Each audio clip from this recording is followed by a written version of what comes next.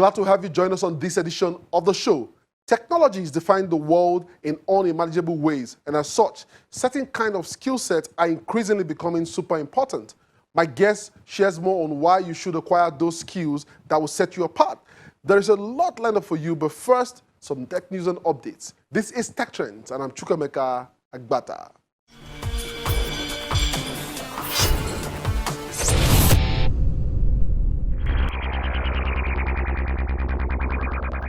It is questionable if all the mechanical inventions yet made have lightened the day's toil of any human being.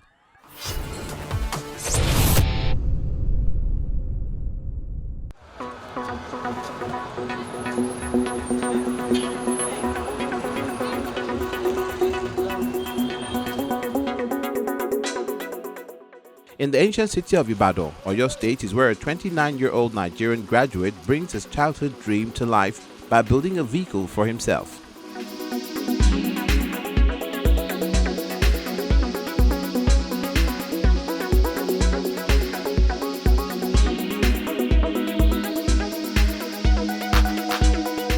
My name is Ibitoyo Michael. I'm from Ekiti State, or Ekiti precisely. I went to Olabisi Onabanjo University. I studied plant science, but now I'm making a car.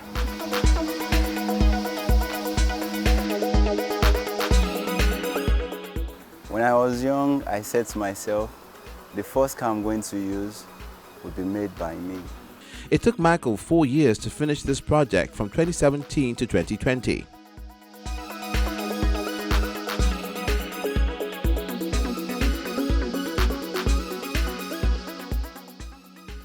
When he started building, he says he had no idea what to do, and so he sought help. I started a project when I was in my final year stage, that's 2017. So I came to meet a welder to tell him maybe he can be able to help me make a car just because I don't have the experience of me welding metals together. And he said yes, that he's going to help me. So after 2 weeks of me going back to school, I called him. He said my work has started. And I came back without informing him. And to my surprise, what I saw was just melter. So I asked him, he said he can't do something like that, that he has never built a car before.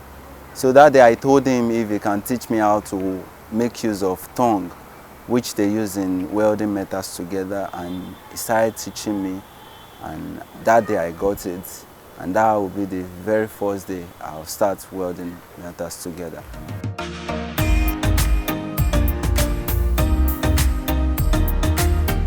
Michael says most of the materials he used to build the car were sourced locally, as he did not have the necessary funds to support it. The number one essential materials I use is the welding machine and the tongue. So after I sought for irons around my place. The melters, which I use for the tube chassis, that is the skeleton, like a bone of the car. So after I sought for engine, wheels, gear and everything, the wiring. And after that, I started the covering. And the covering, I use fiberglass and with some chemicals. So that is the reason you see it harder.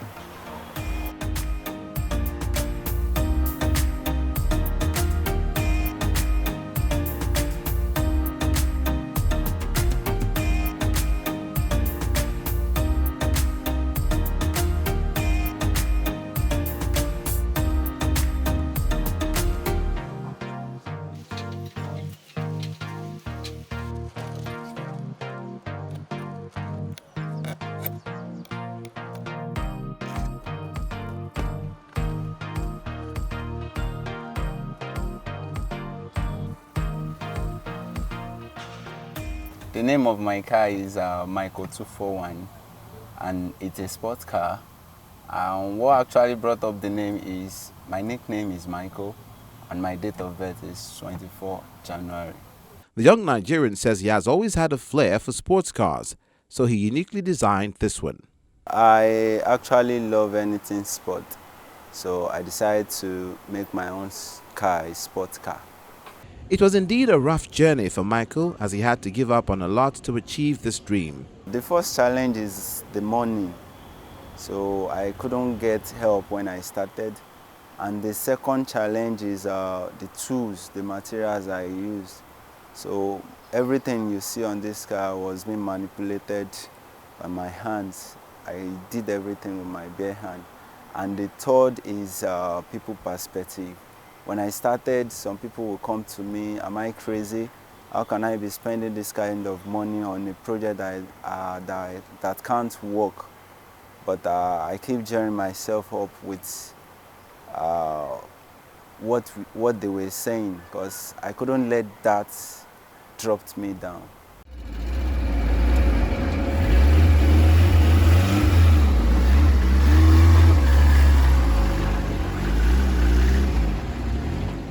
I made a lot of sacrifices. One, me sleeping every time, that one is out of it. Buying things for myself, that one is out of it. You know, going out with people, meeting with people, getting new ideas, sorting pictures, videos online just to acquire my dream.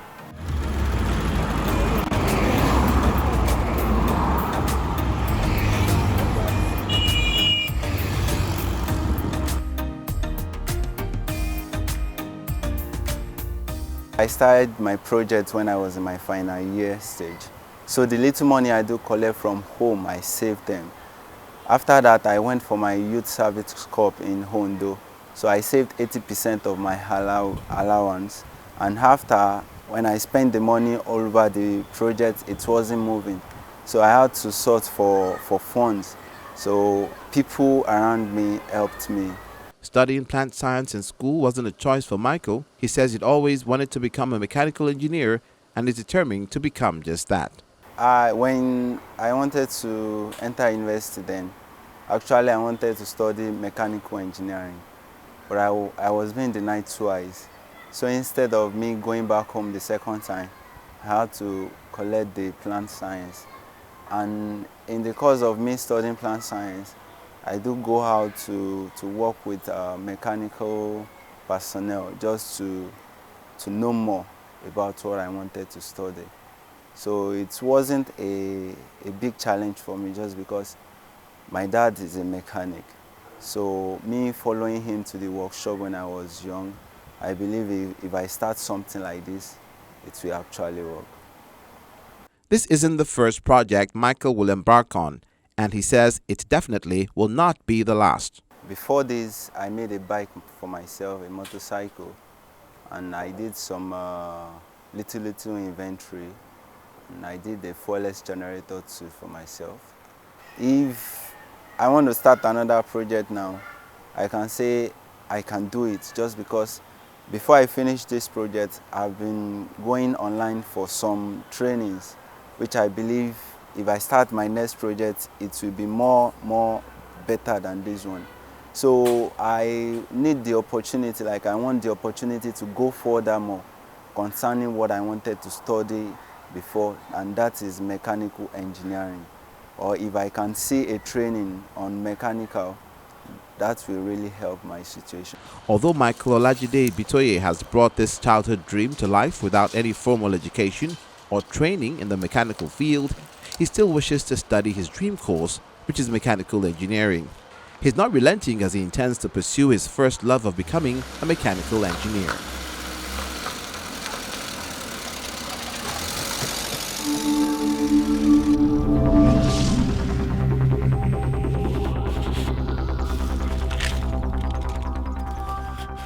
Uganda is piloting drone-borne delivery of medicines in an archipelago in Lake Victoria that could potentially lead to mass adoption of the technology to transport medical supplies and revamp its healthcare system beset by chronic shortages.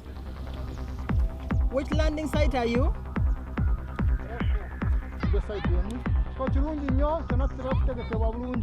The country is delivering HIV medicine by drone in an archipelago in Lake Victoria, a pilot program aiming to improve the transport of medical supplies for the country's health system, which faces chronic shortages. The trial is funded by pharmaceutical company Johnson & Johnson and run by the government-run Infectious Disease Institute.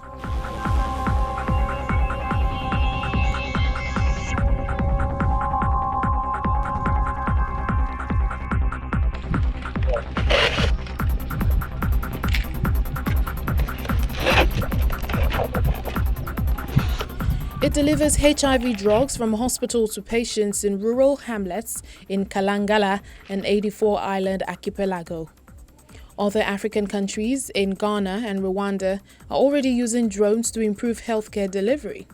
If the trial is successful, it may be adopted on a larger scale to help to improve delivery of drugs and medical supplies for Uganda's public healthcare system, which faces understaffing and shortages of basic medicines such as vaccines and other drugs, as well as medical supplies. Kalangala's soaring HIV rate, estimated to be about 27% of the population on the islands, is partly because of nomadic fishermen who move from one island to another. Deliveries of HIV medicines to the islands by boat are often disrupted by storms. I personally have also been here in Kalangala for the last 4 years. I had also faced a lot of challenges to the point of almost drowning in water. So the drones project was actually brought to Kalangala to overcome the geographical challenges that are faced by the health workers together with the patients, mostly HIV positive patients. We have been facing the challenge of windstorms. As you know, the nature of lakes, then the media teams would not make it over here, and some people will end up not getting much needed medical supplies. However, since the coming of the Infectious Diseases Institute and the drone project that they brought, things have got better, because no matter how bad the weather is, they will work even if it is just 2 hours for the delivery.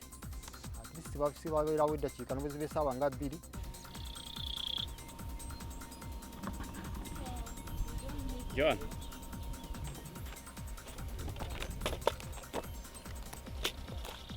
The drones can fly in winds of up to 15 meters per second and heavy rain, although the research team is restricting this to 5 meters per second. The drones also speed up delivery times, so it is easier to find windows of calm weather. When we are starting the mission, we have to ensure that we have the correct location or the correct mission that we have fed into the controller corresponds to the mission that the drone has accepted. Once we have gathered the data and analyzed, we also then hope to use that to say whether we could set up a regular service around the islands to the whole of Kalangala district, or other places in Uganda or indeed East Africa which are difficult to reach, such as long distance areas with difficult terrain, maybe in West Nile district. We also are looking at putting other things in the drone. Because the drone lands, it can be loaded with samples. So maybe we can test for HIV viral load, maybe we can look at TB samples. We're also starting to look at COVID samples in the West Nile region. The DJI M300 drones were customized for the program, with detachable white cargo boxes, operation software and a piloting app by We Robotics, a Swiss headquartered organization that uses robotics, data and artificial intelligence to solve problems in more than 30 developing countries. The trial program, which for now is delivering only antiretrovirals, will last until June, when it will be assessed. Rosaline Parks Ratanshi, director of the Academy for Health Innovation at the Institute and head of the research project, says the team is also considering whether the drones could fly around samples for HIV, tuberculosis or COVID-19 testing.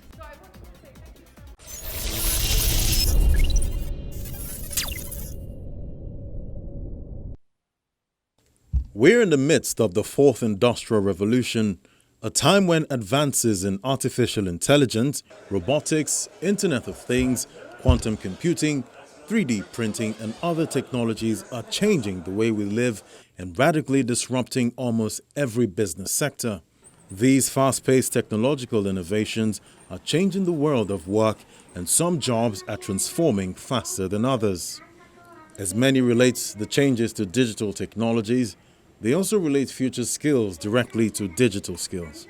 A few years from now, many of the skills we deem important for today's workforce will have changed, and just as experts have been predicting, we will soon share our workplaces with artificial intelligences and bots.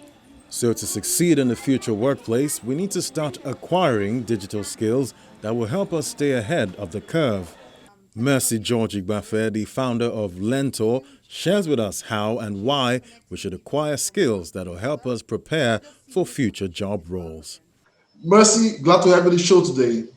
Thank you so much, Fred. Tech Trend, and most importantly, Channels Television. I'm so grateful for this opportunity. All right, so when you think about technology and development, what comes to your mind? Number one, I see technology as a huge blessing to a lot of us. And I equally see missed opportunities by Africans, missed opportunities by African business owners, missed opportunities for all of us Africans, just because the kind of development and the kind of sporadic return on investment that technology has brought, I just feel that Africans, we're still playing catch up. We're not there. Technology is great. It's a huge opportunity connecting people from one to the other, but I just see missed opportunities for Africans. Yeah, but so do you think that Nigeria in particular, do you think we are making the most of technology, you know, across the board, whether it's government, private sector? What's your take? Number one, yes, we are, but in the wrong places. I remember when I came to Channels and I was sharing about stats. As of March, April, I went to Google Insights just to check what Nigerians were checking online. And it was quite fascinating to see that in 2020, Nigerians are searching out to write formal letter. So you can see there's a major gap there. As at August, social media report showed number one as number one social media users globally. But what are we doing on the internet is the big question. Yeah, so from what I hear you say, capacity development might be the challenge. Yes. What do you recommend as a way forward?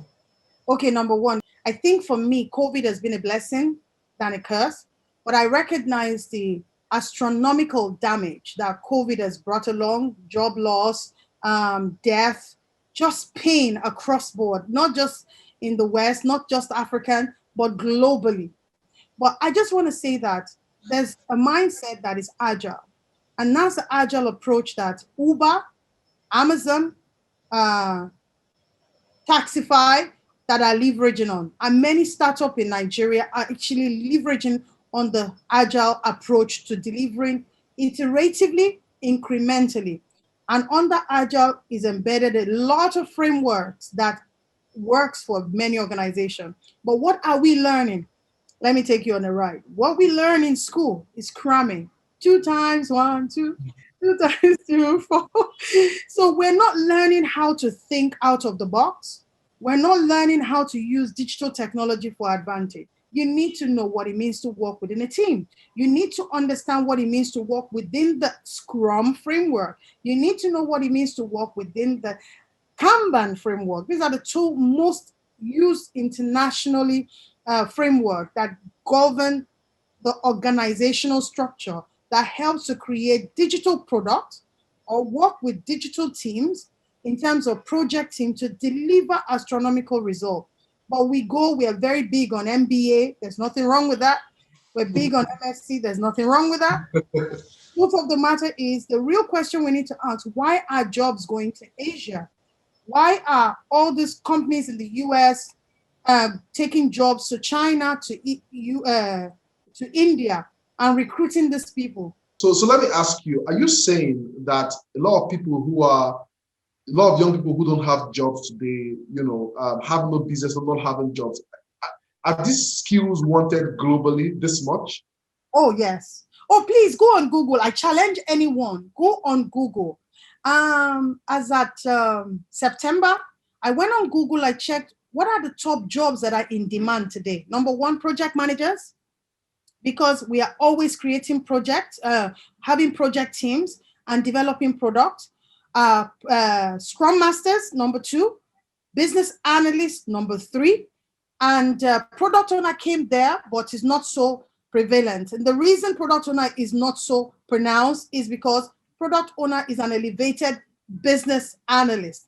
So most organizations would rather recruit a very rock star business analyst than have a product owner because it's just a title. According to National Bureau of Statistics, 2019, The unemployment gap in Nigeria is 6.3%. With COVID, we don't even know because we've lost so many jobs. And with Nigeria, we don't have real-time data to give us insight. So that becomes a problem. So it's possible for Africans if we can only leverage this agile mindset to delivering product iteratively and incrementally. So, Mercy, quickly, two questions in one as the final question. What is your story? I mean, how did you get into this? That's one. And two, what is the ratio of women who apply for programs that are technology driven, and how can we get more women into the ecosystem? Fantastic question. I need to calm down and say this. My journey, I don't have 20 years of experience. Like I say to people, I've been an agilist all of my life because I like to experiment. I didn't know anything about agile. That's a shock. 2017, I got exposed to the agile mindset, to the agile learning, and I started getting excited. I got certified. I went for my digital marketing course and got involved. And that's the story. 2017, not 20 years ago. But although I've worked in the banking sector, worked in different sectors, worked with channels, I've gained experience across all spectrum. But today, I am now trying to become a change maker for Nigerians, for Africa. How can we get more women involved? The irony is, when I'm putting out training for digital marketing, I have more women, over 75 women apply.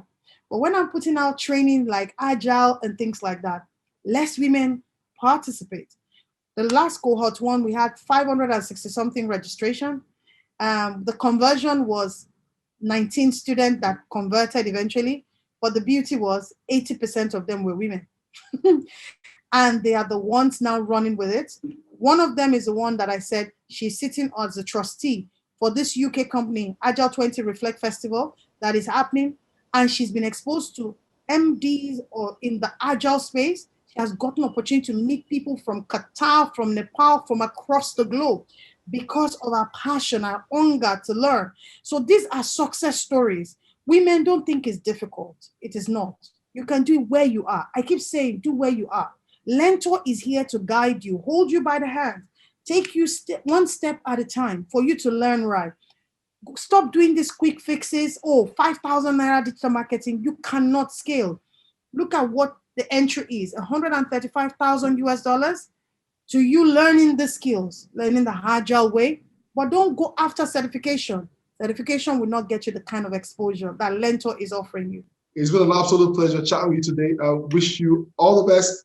Thank you for your time today. Thank you.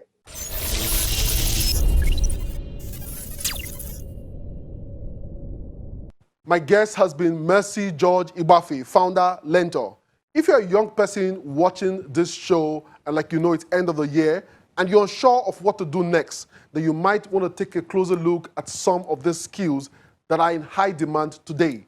We've come to the end of the show, but it doesn't end here. The conversation continues online. We are Tech Trends TV on social media. Also watch the show on Channels TV, YouTube, or cfablog.ng. Merry Christmas and the best of the new year from all of us at Channels Television. For Tech Trends, I'm Chukwemeka Agbata.